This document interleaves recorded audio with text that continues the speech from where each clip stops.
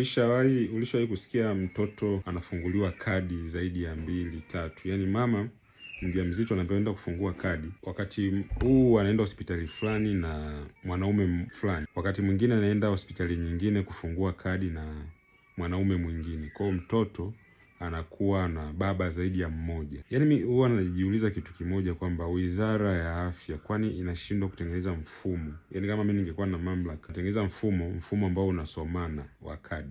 Yaani kwa mfano ukifungulia kadi kituo A hospitali fulani, kwamba yule baba au mwanaume anakuwa sawa tu na shaka na mama yule ni mtoto wake, ni mimba ya kwake, ila baba. Kwa hiyo labda kuna mambo ya NIDA au vitu gani, mifumo ile inasomana, kwamba hata ukienda hospitali nyingine zile taarifa zako za clinic za ujauzito zinakuwa zipo kule. Hii itaondoa sana ukatili pia wa kijinsia, kwa sababu watu unakuta wanalea mimba ambazo sio zao, au kusingiziwa, au taharuki. Unakuta mtoto ana baba zaidi ya mmoja.